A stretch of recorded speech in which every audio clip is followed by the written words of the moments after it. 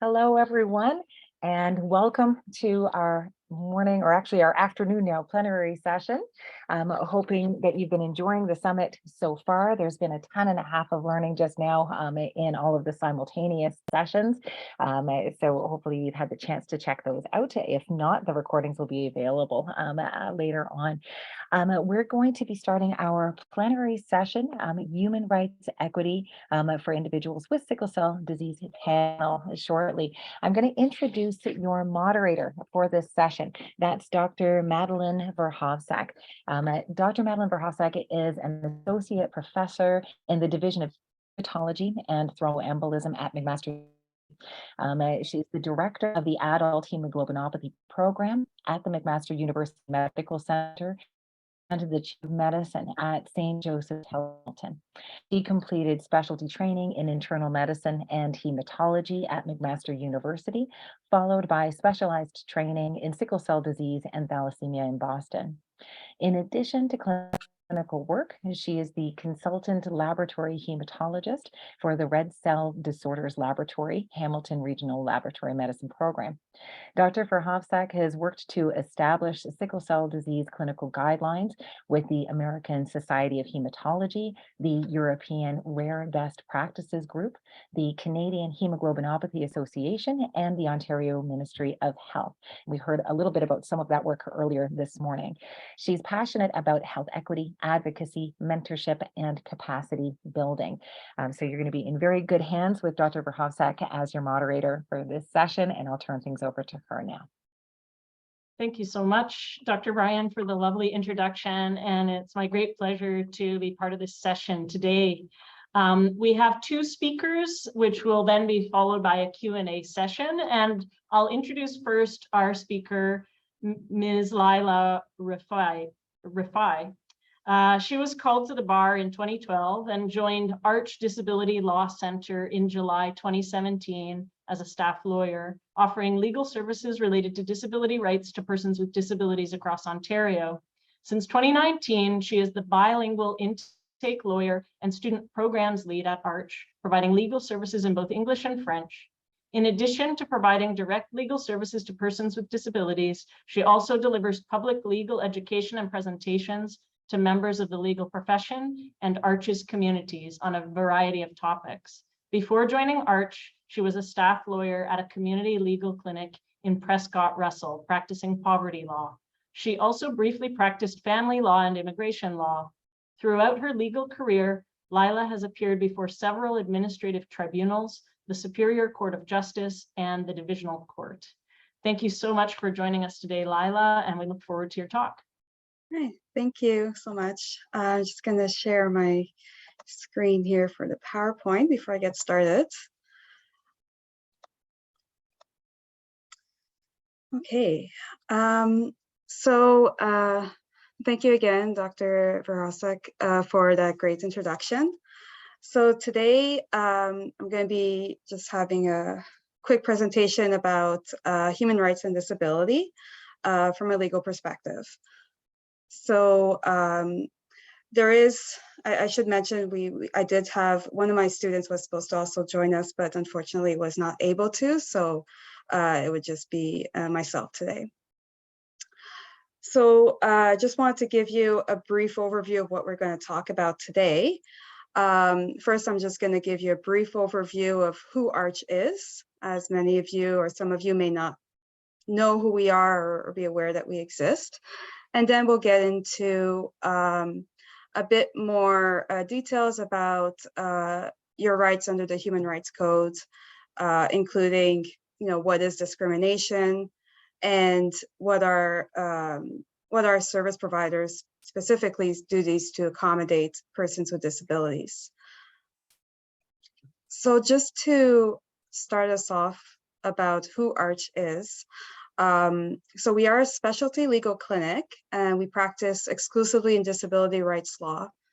We're dedicated to defending and advancing the equality rights, entitlements, fundamental freedoms, and inclusion of persons with disabilities with low income in the province of Ontario. And we are primarily funded by Legal Aid Ontario. So we do provide, as Dr. Verhosek mentioned, we provide a variety of different services, including providing summary legal advice directly to persons with disabilities who are living in Ontario. We also represent persons with disabilities before some courts and tribunals within the areas of law that we practice in. We do rights education presentations, just similar to what we're doing today. And we also do some law reform and policy work on a more systemic level as well. And just to give you an overview about what areas of law that we practice in and can give advice about, and also representation on some cases. Unfortunately, we don't practice in all areas of law, but I just wanted to mention a couple of the main areas that we do practice in. So we do human rights and discrimination in the workplace. We also provide advice on discrimination when a person tries to access services within primary, secondary, and post-secondary education, and also questions about service animals and guide dogs. We also give advice on accessibility laws, attendance services, education law as it relates to disability, of course, and transportation law as well as it relates to disability. And finally, we also give advice to persons with disabilities about their decision-making rights. So that was just really just so that to give you an overview of what ARCH does. So can now get into really what what you all came here for to hear about, which is your rights under the Human Rights Code. So the Ontario Human Rights Code is a law in Ontario that protects against discrimination. And today I will only really be focused on disability, just because that is the area of discrimination that the ground of discrimination that we focus on. But just so you know, there are also other grounds of discrimination that other grounds that the code also protects people from. So within the Human Rights Code, it does state, that you have a right to not be discriminated against because of disability in very specific social areas. So those social areas, there's also a ton of them, including housing, employment, services, etc. And when we talk about discrimination, it kind of refers to barriers that would make you unable or make it difficult for you to access, for example, a healthcare service that would be normally available to the public. There's also, I could go on and on about different types of examples for in different types of contexts, just in the essence of time, but I won't be doing that today. But just so you know that really we're talking about some barriers of that sense. So it's important to note that the Human Rights Code doesn't necessarily protect against everything that occurs, in the day-to-day basis. So it's really mostly about, especially in the context of services, like healthcare services, it's really about experiences or treatment that you would get when accessing a service that is available to the public, and that is a service that is provided by that healthcare service, like a clinic or a doctor's office, for example. So as I mentioned earlier, the Human Rights Code protects you against discrimination when accessing services. But what is discrimination? So under the code, discrimination really occurs when three specific conditions are met. One, you have a disability, of course. Two, you receive an adverse treatment from the service provider, whether that's a denial of service or experiencing a barrier when accessing their service. Yeah, I think those are really the two ones that come to mind, but there may be other types of adverse treatment. And it really related to the service provided by the organization or the clinic or the office. And third, the adverse treatment that you receive is at least in part due to your disability. So disability only needs to be one of the factors in the adverse treatment. Doesn't need to be the only reason for providing you with or for experiencing the adverse treatment. So if those three conditions are met, there could be, it could meet the test for discrimination under the Human Rights Code. So what can you do if you are having difficulties accessing services, for example, or you are experiencing discrimination? So one thing that the service provider has under the code is this duty to accommodate you. And the duty to accommodate of a service provider, essentially accommodations would mean like removing some of the barriers, for example, that you're experiencing when you're trying to access the service. So in that sense, because of this legislated duty to accommodate under the Human Rights Code, that means that the service provider has to provide any appropriate accommodations that are related to your disability needs in order for you to access their service. And some examples I could give, of what could be an accommodation, if you need some mobility supports in order to access the clinic, for example, a health clinic. If you need sign language interpreters in order to communicate with a specialist or a doctor, and could also include potentially if you need some changes in the scheduling or particular times for appointments because of your disability. For example, you may not want or need you may need an afternoon appointment or a morning appointment and stuff like that. So these are really just examples. Any types of accommodations that someone may require is very much an individual assessment. Really depends on your own specific needs within your own disability. So one thing that the service providers have to do is remain open and really be aware of what your individual needs are, as opposed to just having this blanket policy of we only provide XYZ as an accommodation, right? They need to be open to different types of accommodations. So let's say you need to access a healthcare clinic, for example, and you need accommodations in order to access the services that they're providing, that they can provide you. So what you would need to do as a usual first step is to make a request for accommodations. That basically means that you would need to tell the service provider that you have a disability and that you need accommodations to access their services. You don't necessarily need the diagnosis of your disability. They don't necessarily need to know in terms of accommodating you. There are some exceptions where, if the accommodation you need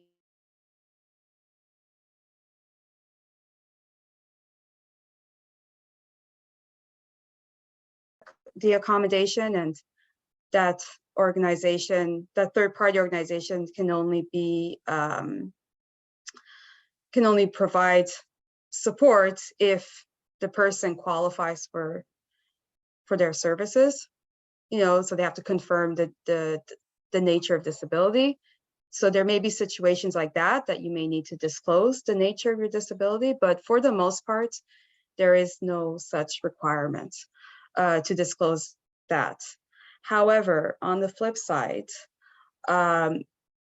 there are some situations, and again, I say just some situations because it's not always necessary, but there are some situations where you may need to provide medical documentation to support your accommodation request. And that would really only be in cases where the service provider, for example, needs more information to better understand the accommodation needs or your disability related needs in relation to your request. So it's, it's very limited type of information that they can request. So all this is really part of what we call the accommodation process. And through that process, there is a bit of a back and forth that may happen. So requesting an accommodation, going through the accommodation process is really a collaborative process. Both sides must participate. So both the person with disability requesting an accommodation and also the service provider has to also participate in trying to find the most appropriate accommodation. So, once you're in that process with the provider, there's different things that could happen. So they may just agree, it's like, hey, we're gonna accommodate you with the specific accommodation you requested if you gave them a suggestion. They may offer other alternative accommodations as well if the one that you suggested is not something that they can do necessarily. Now, in terms of other types of alternative accommodations, that may be something that you have to remain open to if in the very specific situation that those alternative accommodations will still meet your disability related needs. If whatever is proposed alternatively is not something that would meet your needs, then you should let them know that, no, that will not work. And we need to figure out something else. So there is one limit, or a major, I guess, limit to the duty to accommodate per se. And that's what if the accommodation requested would cause the service provider undue hardship. Now, undue hardship is a very high standard. It's not, just that it's more than just claiming, oh, it's going to be too hard. I can't do that. We can't accommodate you. So it's a very, very high standard. So it's really should only be like in very extreme situations that would reach undue hardship. So what does undue hardship mean? Basically, it means whether an accommodation or accommodating someone would cause excessive cost to the service provider or may raise health and safety concerns. So we hear a lot, about cost being used as an excuse to not accommodate, but it's not. It's a bit more, well, it's not a bit, it's a lot more than that, right? Than just claiming cost. Of course, service providers have to assume or expect that, a lot of accommodations to provide may cost some money. But when we're talking about undue hardship, it really has to be excessive cost. So something that would be extremely kind of, in other words, go to the heart of the organization, basically. So as a person with disability, that is not something that you necessarily need to worry about per se, because it's the service provider's burden to prove that, not yours. And even if it is undue hardship, there may be situations that it may be undue hardship, very limited situations, but it could potentially happen. That doesn't mean that they no longer have the duty to accommodate. They still have to accommodate you, or at least figure out an alternative accommodation that would still meet your needs without causing undue hardship. So that's where we really talk about, you know, the accommodation process. There could be a lot of back and forth going on. But, you know, in terms of accessing a service, you know, there are, for the most part, I mean, it's not very often that happens necessarily that there is cost associated. Like, for example, if your accommodation is that you can only have appointments scheduled in the afternoon, there's no cost, right, related to that. So, you know, I can't really think of any situations right now about where that would be necessarily undue hardship per se, but just to keep that in mind if ever that comes up. I'm just looking at the time, so I don't know if I have time to go through the example or I could just wrap up. Yeah, not sure how quick or long the example is. We'll leave that up to you. We've just got about half an hour total left in the session, including Liza's talk. Okay. Okay, thank you. Yeah, it might be a bit of a long one. I could maybe, I mean, I provided some examples already throughout the presentation, but we had just put up this example just to get, you know, kind of illustrate what we're talking about. But just, I guess I could just do it very quickly. So essentially this example, not from a real case or situation, just something I came up with to illustrate what the accommodation process. So a person with disability is asked to get an X-ray done, and they need to go to a specific clinic that specializes in these kind of X-rays. The person is immunocompromised and is hesitant to go into a busy clinic because of due to the COVID-19 pandemic.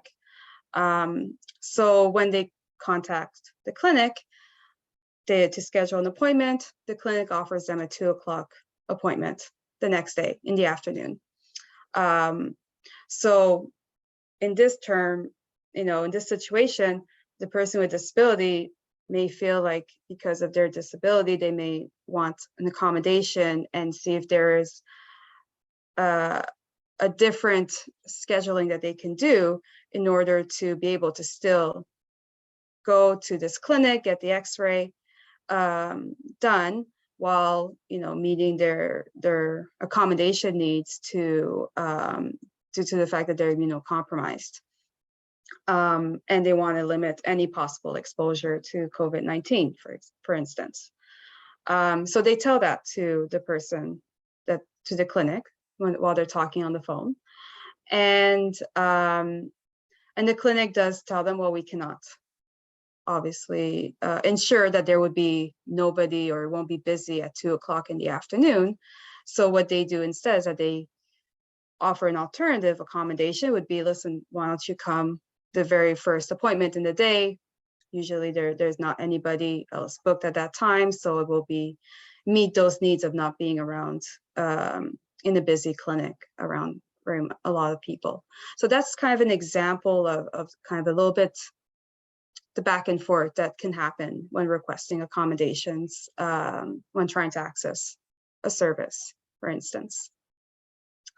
Yeah, and I'm happy to answer any more questions during the Q&A. I know it was a really quick chat that I just did now, but I do want to allow my co-speaker to also have a chance to have some of her time as well.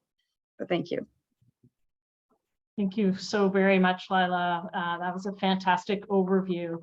And I'll hand it over next to Ms. Liza Arnason, and a quick introduction. She has BA and MA in Equity and Education and is the owner and principal of Arnason Consulting and the founder of ASE Community Foundation for Black Canadians with Disabilities, where she currently serves as chair of the board. She is an award-winning business owner, senior administrator, and educator.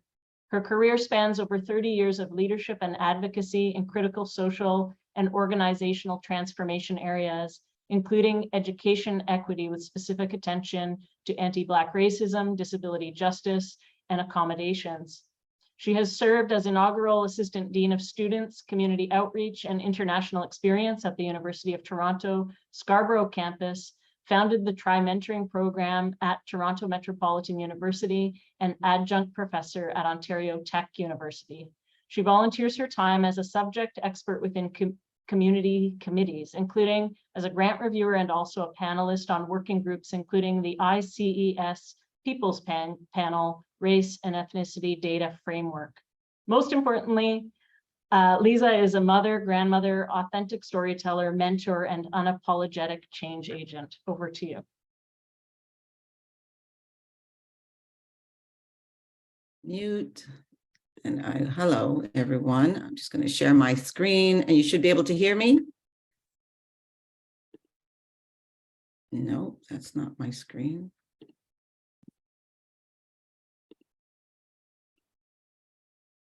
Hello, everyone. Can everybody hear me? Are we good? Yeah. Great. Well, thank you for that wonderful introduction. And I'm trying to figure out how to follow Lila, my panelist, co-panelist here, but let me see what I can do. My focus today is to first start with my story and who I am and why I'm in this work. So my name is Liza Arnason. I go by she and her. I'm the founder and chair of the board of directors of ASHE, Community Foundation for Black Canadians with Disabilities, and I am a business owner. I spelled consulting wrong. Our story and why we exist as Black people with disabilities is the cornerstone of ASHE Community for Black Canadians. We exist because people like myself and other people who are Black or have disabilities and are having difficulty navigating systems, including cultural systems, building their careers, sustaining their careers, getting into the job market, completing school. There's so many gaps that exist for us as a invisible, almost silenced group within both communities. So my session is going to be abbreviated on a session we did last week, which was called Career Advancement and Cultivating Success, Black Talent and Disabilities. So the cornerstone of this is you do have the right for accommodations. You have the human right for dignity. And this means that making sure you have the right accommodations and knowing how to navigate, knowing how to talk through it will be the things you need to build your career advancement and cultivate your success. And there's no reason that even when we experience anti-Black racism that we shouldn't get that.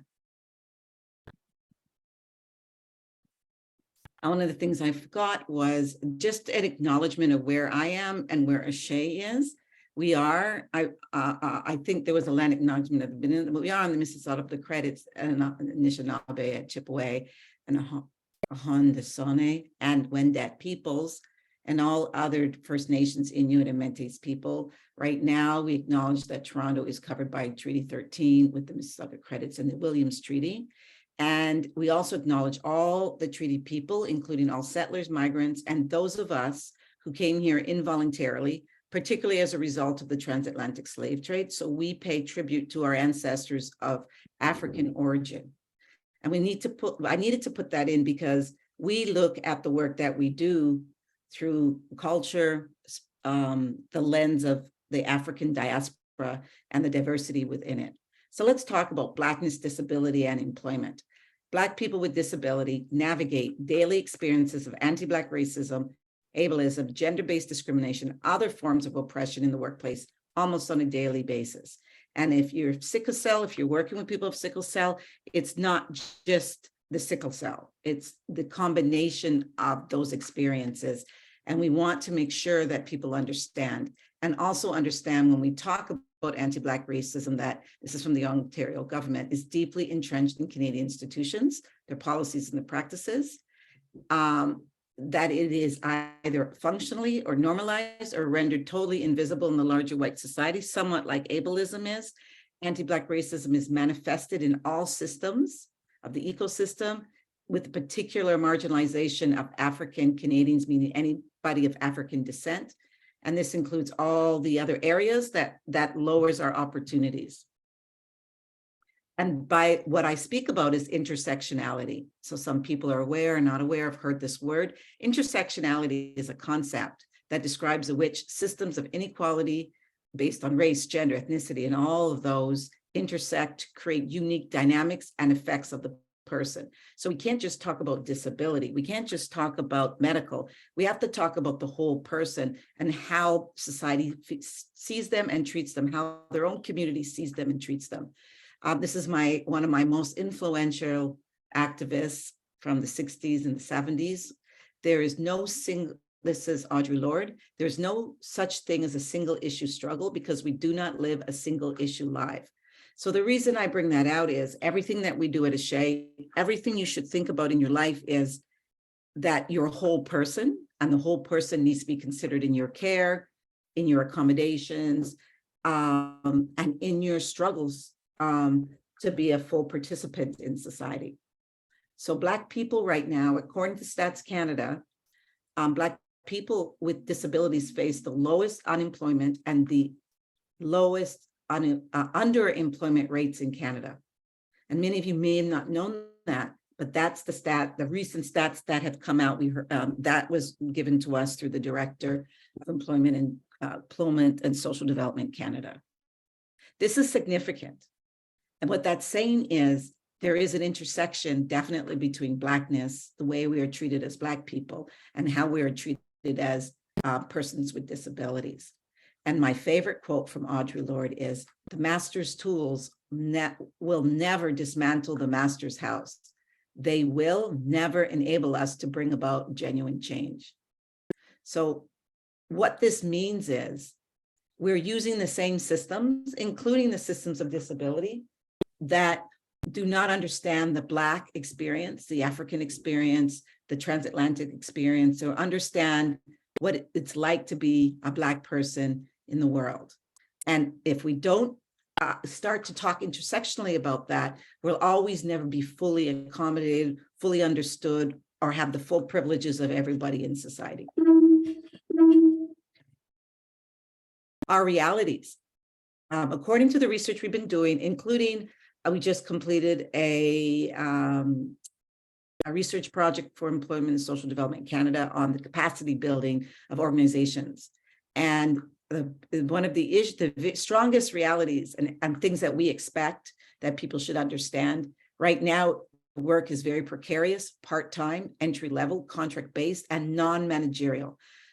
For the majority of senior and board members of disability organizations or any organization, including Black organizations, they're not led by Black people with disabilities. They don't have Black people with disabilities primarily in them.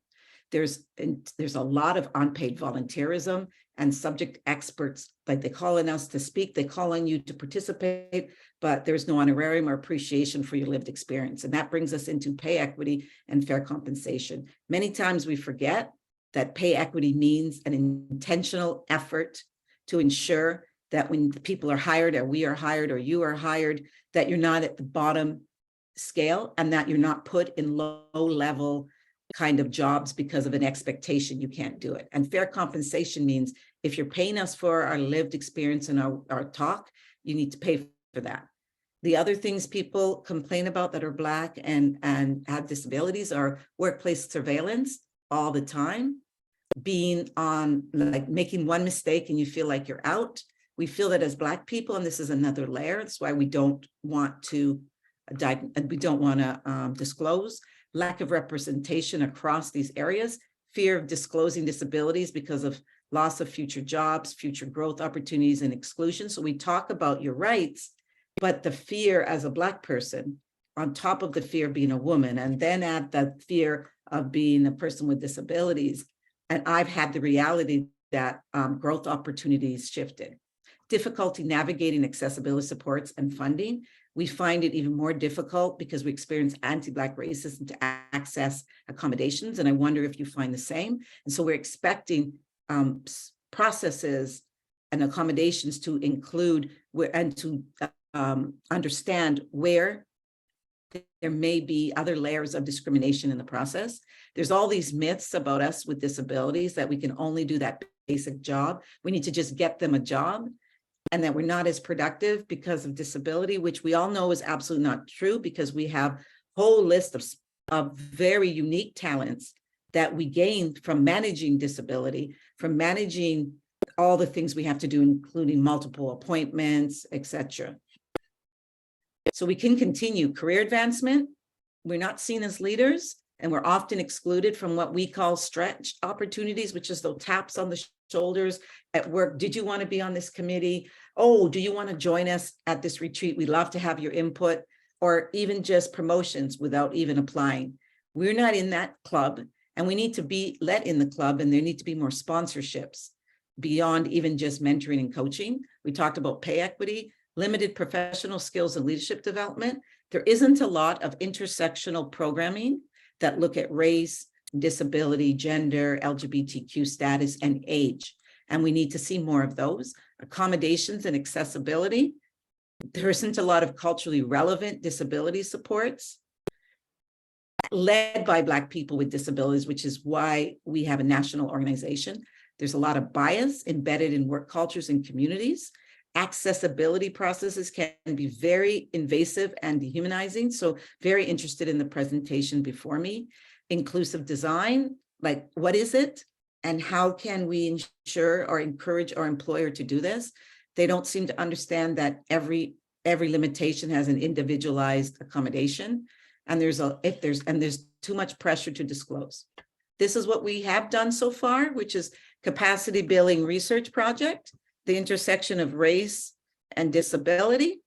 So we came up with 7 pillars or seven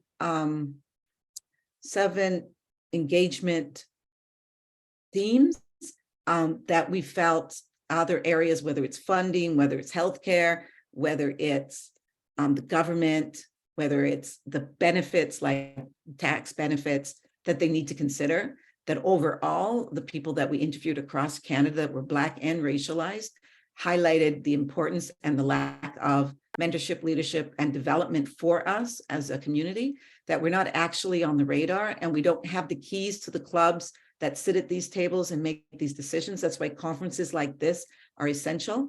We talked about the pay equity. There isn't an infrastructure for capacity building of small or grassroots organizations led by people like ourselves who are Black with disabilities. There isn't equitable funding. There isn't any specific themes for Black communities with disabilities. And then the broader one is we need a national strategy on public education and awareness campaigns, like doing things together more than just separate. And we need more research, strategy, policy, and guiding principles when working and engaging with Black people with disabilities. So what are we currently doing? We're doing research and training and overview. Like we said, we'll do training, we'll come in. We have the Real Knowledge series, everything's free. And it's a certificate program. The next session is federal benefits and credits, understanding CPP disability. We're going to we bring people in from the disability tax credit. We're going to bring people in from the bank on your registered disability savings plan. We currently have research initiatives, one in Black youth diverse learners, COVID-19 disability reproductive health, and our capacity building research project that we're moving forward with. We are currently looking for participants. Honorariums are provided for any of the work that we do. Project and outreach partners and peer researchers and research volunteers. Peer researchers are paid $25 to $30 an hour, and we provide an honorarium.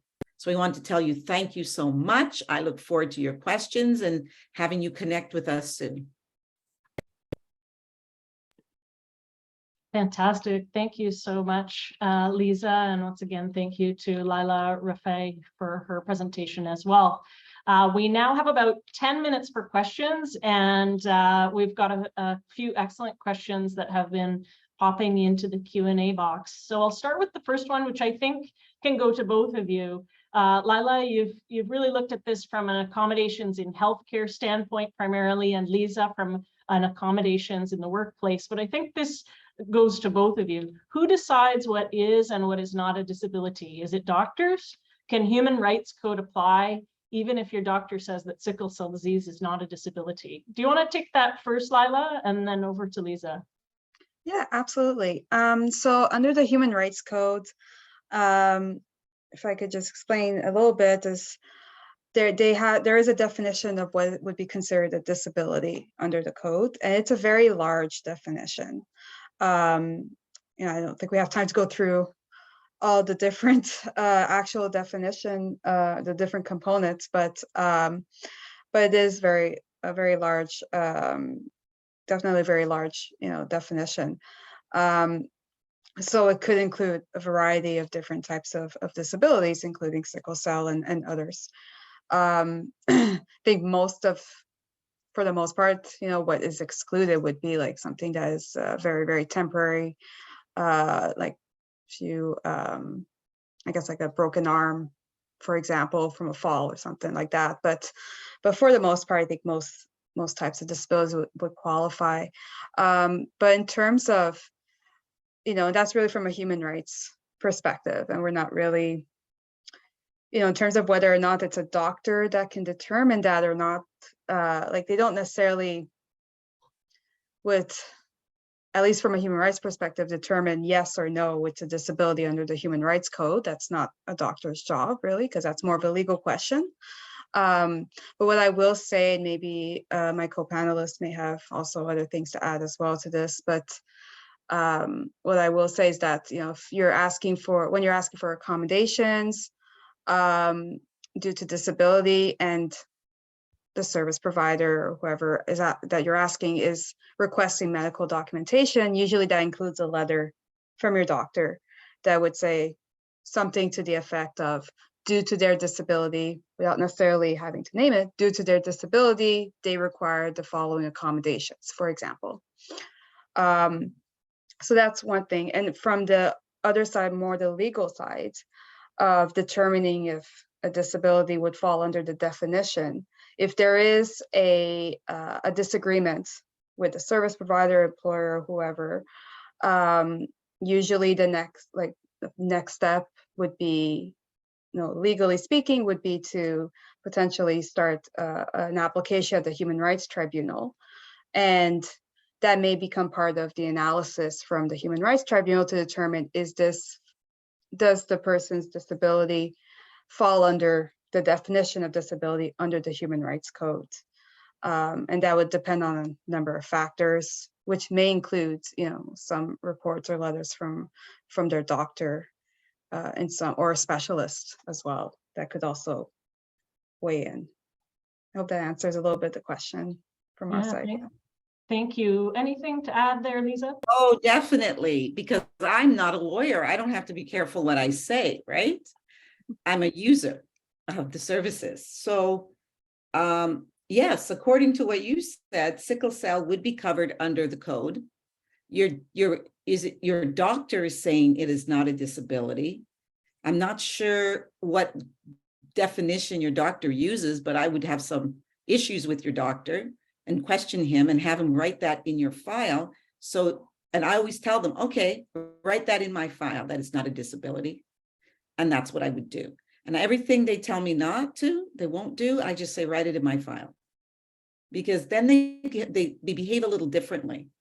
Because now there's a record that they have said it, and that's not a fact. Now, sometimes when you go to get the disability tax credit, they will say it is not a disability. A lot of doctors don't understand the disability tax credit. Unfortunately, chronic illness like sickle cell, other blood disorders like mine, or even lupus and episodic disabilities, they are not considered a disability under the disability tax credit.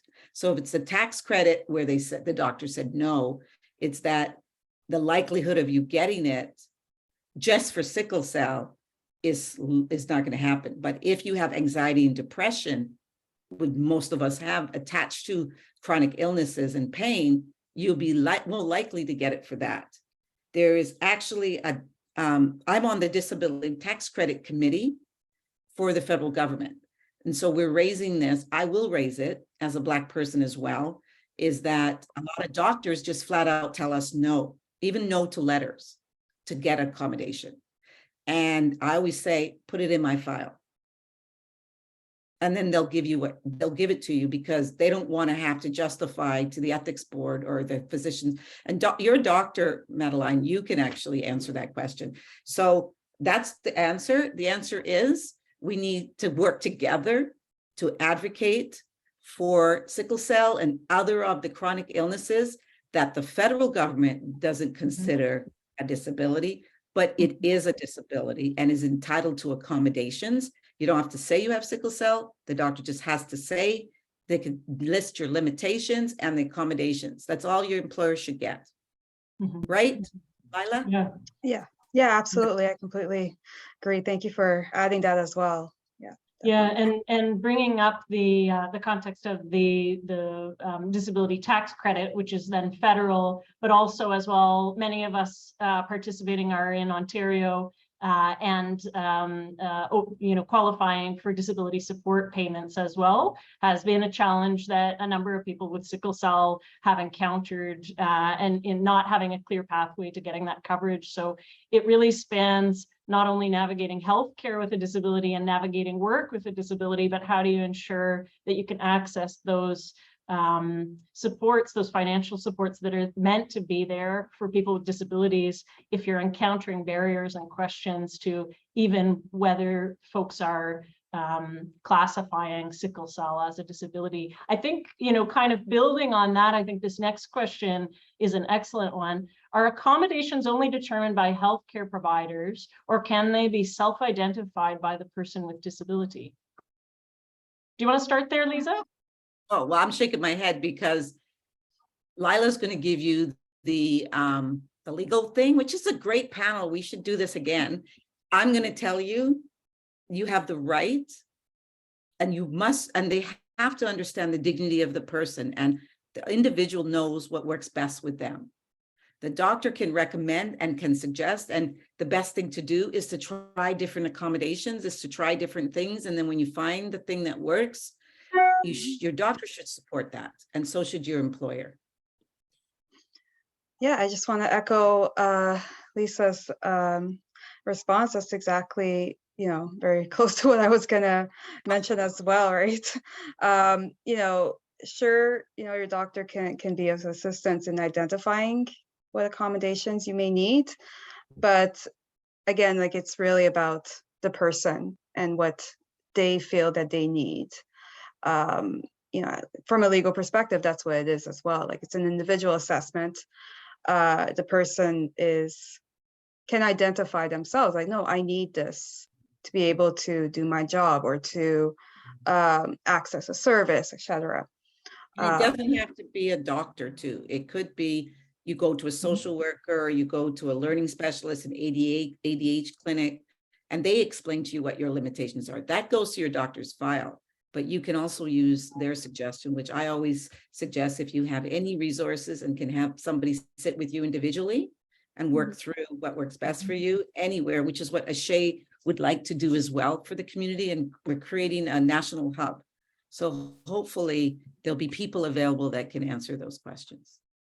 Yeah, and I do also want to add to that, in terms of, the accommodation process itself, like, it's one thing, of course, the person can identify what accommodations they need. That's great. And, service provider, employer, whoever has to kind of work with them in providing the accommodations that they've identified.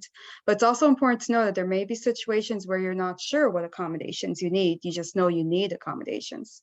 And then there could be some work or some discussion you can have with your service provider, employer, to kind of collaboratively identify or try different types of accommodations to see which one would work best for you as well.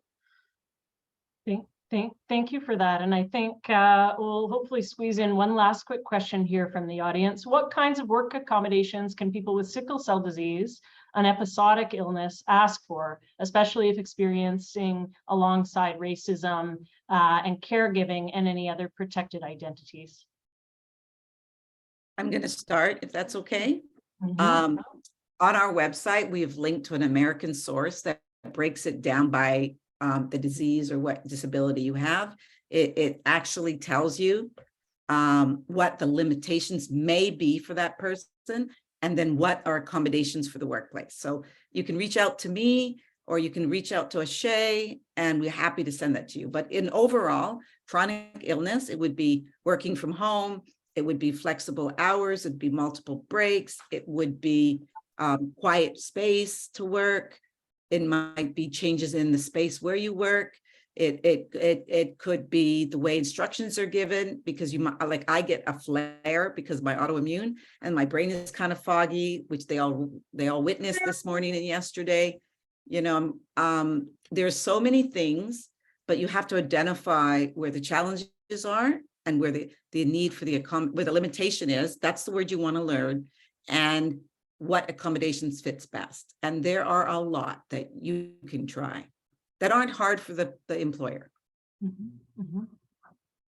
Yeah, I mean, I could give a very lawyer answer, but you know, I think really, you know, in the sense of, I don't know if I would be able to answer like any specific types of accommodations that could be relevant to your particular situation, because again, very much individualized, really depends on your specific needs in terms of, you know, there could be a different number of factors that could come into play that, you know, would also inform what kind of accommodations you should ask for. And also depends on terms of specifically employment. It can depend on what kind of job it is, right? And what are your job duties as well. In terms of services, could depend on what kind of services as well that you're accessing or you're facing barriers. So yeah, like, I mean, I think Lisa pretty much covered a lot of you know, maybe different possibilities. I don't think I really can add anything more than that, unfortunately. Okay, no, that's excellent. And I see here that we have lunch starting at 1:05. So I'm going to ask one more question that I encounter a lot with with the patients who I work with, and that is this: they've been trying to build a career, but they can't move past entry-level jobs. What would you recommend? And I know that this is something, Lisa, that you've raised and spoke to, and I wonder what practical advice you have for folks in this situation. Oh, I have a very practical advice. Depending on your entry point, if you're an immigrant, there's a specific process. If you are finishing university, college, or you're an apprentice, there's a process. And if you're finishing high school, you do not have a high school diploma. The first thing you want to do is you want to understand, you need career counseling from a disability consultant. That would be the thing. Find an organization that understands intersectionality and understands disability and accommodations, that does career. I'll be honest, it's this big, but for now, we have contacts with some across Canada who are Black and doing similar work. And we'd be happy to connect you to them. And eventually our hub will be up and you could just type in and get what you need. Absolutely. You've got to get somebody to sit down with you and figure out. One thing is your limitations and accommodations that you need, and then where you want to be when you're 40. I'm a career counselor in the past, so I love it. And if you join one of Ashay's sessions that are just for Black people with disabilities, we have sessions specifically around this. Mm-hmm. And if we get our grant from the federal government, which, you know, we're trying with the big boys, and because that's who leads them, these big organizations, then we will have money to specifically do that. Mm-hmm. Amazing. We'll stay tuned. Sounds like there's going to be a lot of people rushing to your door when things. Perfect. Yeah. The more people come, the more people we can hire, because we have a priority of hiring Black people with disabilities and persons with disabilities. Wonderful. And I know just from looking at the attendee list, here we have lots of patients, but also healthcare team members, including social workers from various clinics, where this is something that is extremely topical in terms of supporting folks that we work with who are living with sickle cell disease. So as we wrap up the session, again, tremendous thanks to both of you for bringing your expertise, your know-how, and your passion here to our audience today. And thank you for your ongoing work in this area. As we wrap up this session, I'll also thank all of our attendees and the folks who put in questions. Apologies to those questions that we didn't get to due to our truncated session here. We will now be wrapping up for a 30-minute lunch, so please join back starting at 1:35. There will be, simultaneous sessions starting at 1:40, including pregnancy and sickle cell, patients' role in health equity, and new research on psychological predictors of pain and decreasing time to pain medications. So those 3 separate sessions that attendees can choose from when we regroup here after lunch. Thanks again, everyone, and we'll see you soon.